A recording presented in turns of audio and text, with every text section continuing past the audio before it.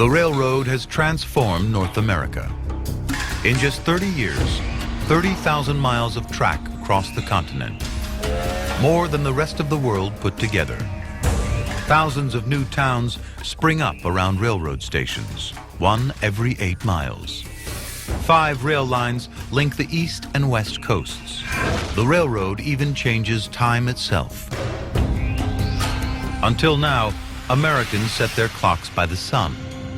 8,000 different times along 500 rail lines. Scheduling trains becomes impossible. On November 18, 1883, the continental U.S. is reduced to just 4 time zones. Standard Time is born. The railroad is now the largest employer in America. Nearly 1 million workers. One is a 23-year-old station agent from rural Minnesota, Richard Sears. With the U.S. adjusting to new railroad times, Sears turns entrepreneur and buys a batch of pocket watches. He offers them to other station agents and waits. Bingo!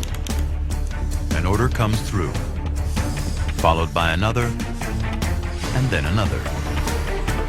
Within 6 months, Sears sells all his watches, 2,500, earning 10 times his railroad salary. Realizing he can use the railroad for sales and distribution, Sears jumps on the opportunity with an idea that will transform the nation, the mail order catalog.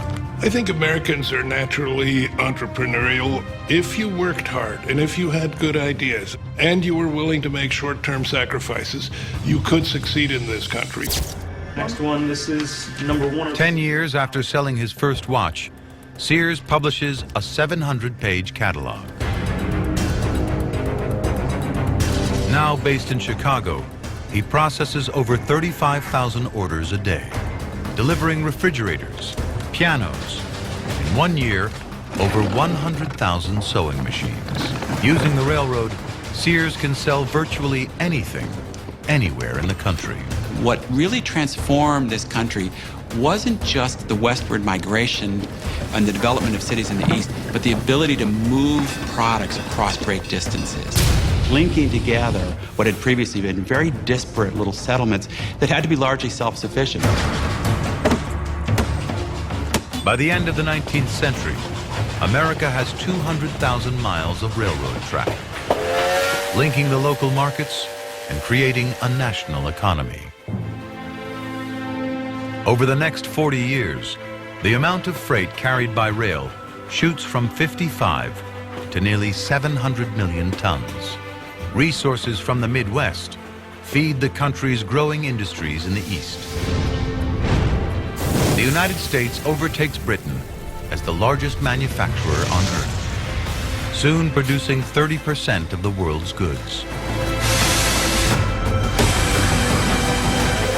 The railroads laid the basis for the creation of the single largest market in world economy.